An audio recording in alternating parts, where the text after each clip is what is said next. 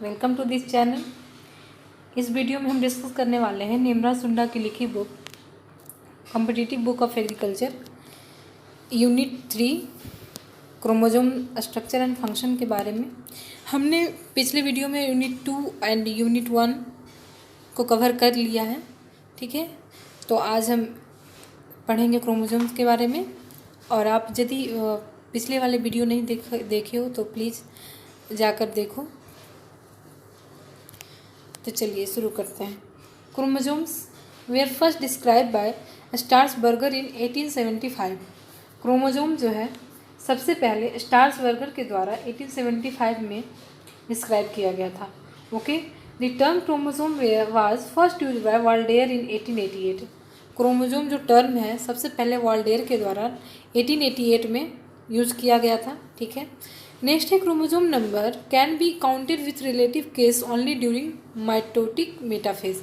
हमने पिछले वीडियो में डिस्कस किया हुआ है कि मेटाफेज के दौरान क्रोमोसोम जो है वो क्लियर विजिबल होता है, ठीक है। तब हम उस टाइम पे क्या होता है, क्रोमोसोम को हम इजीली काउंट कर सकते हैं, ठीक है, मेटाफेज में। नेक्स्ट है somatic chromosome number of common plants and animal. कुछ सोमैटिक क्रोमोसोम नंबर दिया गया है प्लांट एंड एनिमल का, तो चलिए देखते हैं। सबसे पहले है बार्ले। बार्ले का बॉटनिकल नेम क्या है, हॉर्डियम वल्गारे एंड क्रोमोसोम नंबर कितना है, 14। नेक्स्ट है टोमेटो। टोमेटो का बॉटनिकल नेम है लाइकोपर्सिकोना नेस्कुलेंटम, ठीक है, क्रोमोसोम नंबर है 24। अनियन का बॉटनिकल नेम है Allium cepa and chromosome number है 16। टोबैको का निकोटियाना टैबैकम, क्रोमोसोम नंबर है 48। राइस का ओराइजा सटाइवा, क्रोमोसोम नंबर है 24।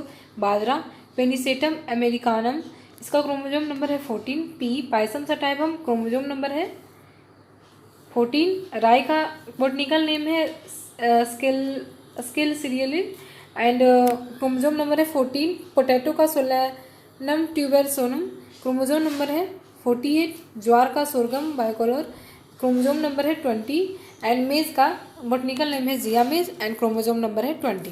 ज्वार एंड मेज का क्रोमोसोम नंबर सेम है 20 एंड बाजरा पी एंड राई का क्रोमोसोम नंबर सेम है 14। नेक्स्ट हम बात करते हैं एनिमल के बारे में। हनी बी बॉटनिकल नेम है Apis mellifera 32। Round warm horse या हॉर्स नेमाटोड, इसका बॉटनिकल नेम है स्कैरिस मेगालोसिफाला यूनिवाले या पैरास्कैरिसिकोरियम, इसका क्रोमोसोम नंबर है 2।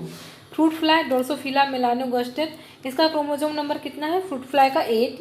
मैन का बॉटनिकल नेम है होमोसेपियंस एंड क्रोमोसोम नंबर है 46। हाउस फ्लाई का बॉटनिकल नेम है मस्का डोमेस्टिका, क्रोमोसोम नंबर है 12 एंड रैट, इसका बॉटनिकल नेम है रैटस नॉर्वेजिकस एंड क्रोमोसोम नंबर है 42। नेक्स्ट बात करते हैं जेनेटिक मटेरियल क्रोमैटिन के बारे में। देखिए जेनेटिक मटेरियल में कौन कौन आते हैं, chromatin, histone, chromosomes, nucleic acid, nucleotides, nucleosides, ठीक है। सबसे पहले बात करते हैं क्रोमैटिन के बारे में। It is composed of DNA protein and RNA. Chromatin किस किस चीज़ का बना होता है, डीएनए प्रोटीन एंड आरएनए का। Histone constitute 80% of total chromosome protein. Chromosome में जितने भी प्रोटीन प्रेजेंट है उसमें हिस्टोन जो है 80% होता है, ठीक है। नेक्स्ट बात करते हैं क्रोमोसोम्स के बारे में। Composed of nucleic acid, DNA और आरएनए। न्यूक्लिक एसिड किस चीज़ का बना होता है, डीएनए और या आरएनए का। न्यूक्लिक एसिड क्या होता है, कंटेन्स मेनी न्यूक्लियोटाइड्स, ठीक है। अब न्यूक्लियोटाइड्स क्या होता है, it consist of nucleoside and phosphoric acid. Nucleotides किस चीज़ का बना होता है, न्यूक्लियोसाइड एंड फॉस्फोरिक एसिड। अब न्यूक्लियोसाइड्स क्या होता है, it contains sugar and nitrogenous base. तो nucleic acid, nucleotides and nucleosides एक दूसरे से रिलेटेबल है, इजिली रिमेंबर हो जाएगा, ठीक है। तो न्यूक्लिक एसिड किस चीज़ का बना था, न्यूक्लियोटाइड्स का। न्यूक्लियोटाइड किस चीज़ का बनाता है, न्यूक्लियोसाइड फॉस्फोरिक एसिड का। न्यूक्लियोसाइड किस चीज़ का बनाता है, शुगर एंड नाइट्रोजनस बेस का। नेक्स्ट बात करते हैं नाइट्रोजनस बेस 2 टाइप्स का होता है, प्यूरिन ए एंड जी, ठीक है, और पैरिमिडीन। तो कितने तरह का हो गया नाइट्रोजनस बेस, 2 तरह का, प्यूरिन एंड पैरिमिडीन, ठीक है। तो ए का मतलब हो गया एडेनिन एंड जी का मतलब हो गया ग्वानिन एंड पैरिमिडीन में थायमीन होता है। सी का मतलब हो गया साइटोसिन और या आरएनए में सी के सी के बदले क्या होता है, यूरेसिल प्रेजेंट होता है आरएनए में, ठीक है। तो डीएनए का होगा तब सी प्रेजेंट होगा और आरएनए होगा तो यूरेसिल प्रेजेंट होगा, ठीक है। अब नेक्स्ट बात करते हैं आरएनए के बारे में। आरएनए का फुल फॉर्म क्या है, ribose nucleic acid. It found in cytoplasm as well as in nucleus. ये साइटोप्लाज्म और न्यूक्लियस दोनों में पाया जाता है, ठीक है, आरएनए।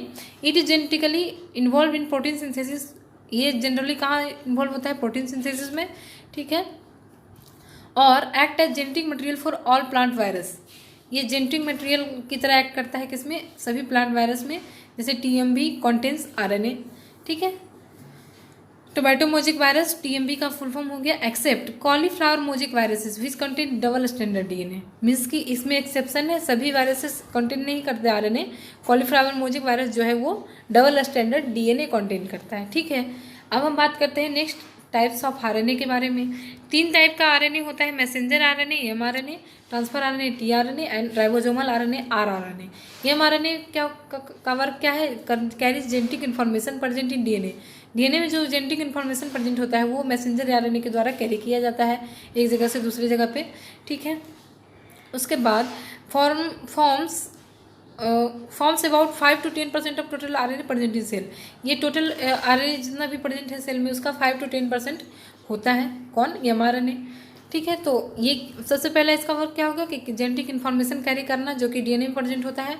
उसके बाद 5 to 10% होता है टोटल आरएनए का। नेक्स्ट है transfer RNA, tRNA, also known as soluble RNA. इसको एसआरएनए भी इसलिए कहते हैं कि और ये सोल्यूबल आरएनए होता है, ठीक है, किसी चीज़ में घुल जाने वाला। और नेक्स्ट है it carries amino acid to the site of protein synthesis. जहाँ प्रोटीन का सिंथेसिस हो रहा है उस जगह पे अमाइनो एसिड को कैरी कर करके ले जाता है, कौन, ट्रांसफर आरएनए, ठीक है। It form 10 to 15% of total RNA present in cell. ये 10 से 15% जो टोटल आरएनए का है उसका 10 to 15% होता है। नेक्स्ट बात करते हैं राइबोसोमल आरएनए के बारे में। Most stable type of RNA, बहुत इंपॉर्टेंट है कि आएगा क्वेश्चन कि मोस्ट स्टेबल आरएनए कौन होता है, ribosomal RNA and found associated with ribosome. ये राइबोसोम के साथ एसोसिएटेड होता है। नेक्स्ट बात करते हैं it form 80% of total sale RNA. जितना भी सेल में जितने भी आरएनए प्रेजेंट है टोटल उसका 80% कौन होता है, राइबोसोमल आरएनए, ठीक है, ये भी इंपॉर्टेंट है। नेक्स्ट बात करते हैं डीएनए के बारे में। डीएनए का फुल फॉर्म क्या होता है, deoxyribose nucleic acid. It is double standard helix made up of many nucleotides. ये सबसे पहली बात तो डबल हेलिक्स का बना होता है, किस तरह से, इस तरह से, ये इस तरह से डबल हेलिक्स करके बना होता है, ठीक है, डीएनए। और ये बना किस चीज़ का होता है, न्यूक्लियोटाइड्स का। DNA present in nucleus, nucleus में तो प्रेजेंट होता ही है, और 2 और ऑर्गेनिल्स में प्रेजेंट होता है सेल के, कौन से, माइटोकॉन्ड्रिया एंड क्लोरोप्लास्ट, ठीक है। नेक्स्ट बात करते हैं it encodes genetic information serve as template for DNA replication transcription. जहाँ भी ट्रांसक्रिप्शन और रेप्लिकेशन हो रहा है वहाँ टेम्पलेट की तरह कौन वर्क करता है, डीएनए, ठीक है, और इनकोड करता है जेनेटिक इन्फॉर्मेशन को, ओके। अब हम इसी में हम यूनिट 4 को भी कवर कर लेते हैं, ठीक है। तो और यूनिट 3 तो कवर हो चुका है, ठीक है। तो अब हम इस यूनिट 4 में क्रोमोसोमल एवरेशन को पढ़ते हैं, ठीक है। और यदि आपको ये वीडियो समझ आ रहा है तो प्लीज़ वीडियो को लाइक ज़रूर कर देना और चैनल को सब्सक्राइब जरूर कर लेना, ओके। तो चलिए शुरू करते हैं। Chromosomal aberration, any change which alter the normal structure of a chromosome is known as structural chromosome aberration. देखो, कोई भी नॉर्मल स्ट्रक्चर जो क्रोमोसोम है उसमें यदि कोई भी चेंजेज हो जाए, ठीक है, तो उसको क्या कहते हैं, क्रोमोसोमल एवरेशन। देखो, टाइप ऑफ स्ट्रक्चर चेंज कैसे होगा, उसका स्ट्रक्चर में चेंज कैसे हो सकता है। एक तो पहला है डिलीशन के द्वारा, मीन्स कि कोई loss of a segment of a chromosome, deficiency हो जाए किसी सेगमेंट, किसी क्रोमोसोम के किसी सेगमेंट का। ये सेगमेंट होता है क्रोमोसोम का, ठीक है। मान लो कि ये वाला पार्ट जो है वो लॉस हो गया, खत्म हो गया, तो क्या हो गया, डिलीशन हो गया, लॉस हो गया एक सेगमेंट क्रोमोसोम का, ठीक है। It plays a important role in species formation. ये स्पीसीज फॉर्मेशन में इंपॉर्टेंट रोल प्ले करता है, कौन, deletion. And release variability through mutation. ये म्यूटेशन के द्वारा वेरिएबिलिटी रिलीज करता है, ओके। तो ये इंपॉर्टेंट किस चीज़ के लिए हो गया, डिलीशन, कि न्यू स्पीसीज का फॉर्मेशन करेगा और म्यूटेशन के थ्रू वेरिएबिलिटी लाएगा। नेक्स्ट है deletion are important cytological tool for mapping gene. हम लोग जीन मैपिंग करते हैं, ठीक है, उसमें ये इंपॉर्टेंट साइटोलॉजिकल टूल की तरह वर्क करता है। कौन? डिलीशन। ठीक है, नेक्स्ट बात करते हैं डुप्लीकेशन के बारे में, रिपीट होना। ठीक है, a chromosome segment which present in more than 2 copy in a same nucleus. किसी न्यूक्लियस में किसी क्रोमोसोम का सेम कॉपी प्रेजेंट है, एक से ज़्यादा कॉपी प्रेजेंट है, तो उसको क्या कहते हैं? Duplication. It result in addition of 1 or more gene to a chromosome. ये क्या करता है? एक जीन में एक से ज़्यादा जीन को एडिशन करने का काम करता है डुप्लीकेशन में। ठीक है, नेक्स्ट बात करते हैं duplication are less harmful than detection. ये डिटेक्शन से कम हार्मफुल होता है। कौन? Duplication.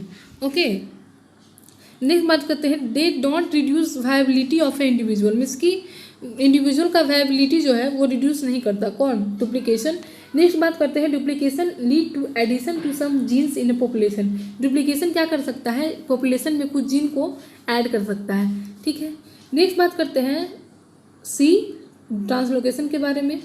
One way or reciprocal transfer of a segment between non homologous chromosome is known as translocation.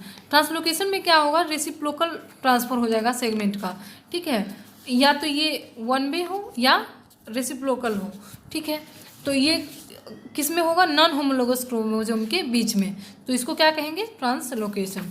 Okay, आप देखिए ट्रांसलोकेशन में क्या होता है कि देखिए ये क्रोमोसोम है। ठीक है, ये क्रोमोसोम है, इसमें क्या होता है कि कोई भी एक पार्ट जो होगा क्रोमोसोम का वो ट्रांसलोकेट कर जाएगा एक जगह से दूसरे जगह पे। ठीक है, तो उसका इसमें क्या होता है कि या तो ये रेसिप्रोकल इस वाले, एक मिनट, हाँ, इस वाले क्रोमोसोम या इसमें रेसिप्रोकल हो जाए, या इसमें या और इसमें इस वन वे वाले में हो जाए, तो ये क्या हो जाएगा? ट्रांसलोकेशन एक साइड में या रेसिप्रोकल ट्रांसफर हो जाए सेगमेंट का। ठीक है, translocation alter chromosome size, chromosome number 10 play important role in formation of species. Translocation जो है क्रोमोसोम का साइज अल्टर कर सकता है या क्रोमोसोम नंबर अल्टर कर सकता है। ये इंपॉर्टेंट रोल कहाँ प्ले करता है? किसी स्पीसीज के फॉर्मेशन के लिए। डिलीशन का भी क्या इंपॉर्टेंट रोल था कि ये भी स्पीसीज को फॉर्म करने में हेल्प करता है। ठीक है, नेक्स्ट है they are useful tools in breeding programs for transfer of desirable characters from one species to another. ये क्या है? ब्रीडिंग प्रोग्राम में क्या होता है? ये इंपॉर्टेंट यूजफुल टूल के रूप में आता है क्योंकि ये हम क्या कर सकते हैं? एक स्पीसीज से दूसरे स्पीसीज में हम डिजायरेबल कैरेक्टर को ट्रांसफ़र कर सकते हैं। मान लो कि कोई एक स्पीसीज ये है और ये दूसरा स्पीसीज ये है, ये इस स्पीसीज में कोई कैरेक्टर पाया जा रहा है जो कि ये फेवरेबल अनफेवरेबल कंडीशन में भी टॉलरेंट है, और ये जो है ये बहुत अच्छा फ्लावर करता है, फ्लावरिंग बहुत अच्छा होता है इसमें। तो हम क्या करेंगे? इसका रेसिस्टेंट वाला कैरेक्टर इसमें डाल देंगे, तो ये एक स्पीसीज से दूसरे स्पीसीज में क्या हो गया? ट्रांसफ़र हो गया। ओके, नेक्स्ट बात करते हैं phenotypic effect of translocation in human Down syndrome, जिसको क्या कहा जाता है? Mongolism. Can arise in the progeny of an individual heterozygous for a translocation involving chromosome number 21। देखिए क्रोमोजोम नंबर 21 पे क्या होता है? किसी कोई इंडिविजुअल है जो कि पहले तो वो क्या है? हेट्रोजाइगस है। ठीक है, उसमें क्या होता है? ट्रांसलोकेशन किस क्रोमोजोम नंबर पे होता है? 21 पे। तो कोई इंडिविजुअल है, हेट्रोजाइगस है, और उसमें ट्रांसलोकेशन जो हो रहा है वो क्रोमोजोम नंबर 21 पे हो रहा है। तो इसमें क्या होता है कि जो इस ट्रांसलोकेशन का फिनोटिपिक इफेक्ट होता है वो ह्यूमन डाउन सिंड्रोम में अराइज होता है। ठीक है, जब इसका प्रोजेनी उत्पन्न होता है। ठीक है, प्रोजेनी जब आता है तो उसमें phenotypic effect due to translocation develop होता है ह्यूमन डाउन सिंड्रोम के दौरान। ठीक है, नेक्स्ट बात करते हैं inversion. It refers to structural change in a chromosome in which a segment is oriented in reverse order. Inversion के दौरान क्या होता है कि देखिए मान लीजिए कि ये कोई क्रोमोसोम है। ठीक, यहाँ हम नंबरिंग कर दिए 1 2 3 एंड ये 4, फिर ये 5 6 7 या 8। तो इसमें क्या होगा कि क्रोमोसोम नंबर जो ये 6 7 जो है वो यहाँ पे हो जाएगा। ये मान लो दूसरा क्रोमोसोम है, तो यहाँ पे जो 1 2 3 4 5 यहाँ पे जो होगा ये 7 जो होगा 6 की जगह पे, और 6 जो होगा 7 की जगह पे आ जाएगा 6, और ये 8। तो इस तरह से इन्वर्जन होता है। ठीक है, तो it refers to structural change in a chromosome in which a segment is oriented in a reverse order, तो ये रिवर्स ऑर्डर में हो गया। Gene order is change in the inverted segment of a chromosome. Gene order क्या होता है, ये change हो जाता है क्रोमोजोम के इन्वर्टेड सेगमेंट में। ओके, तो आज का वीडियो यही इन करते हैं। ओके, और हम नेक्स्ट वीडियो में यूनिट 5 को डिस्कस करेंगे, तो आप इस सीरीज़ में बने रहना। Okay, then thank you for watching.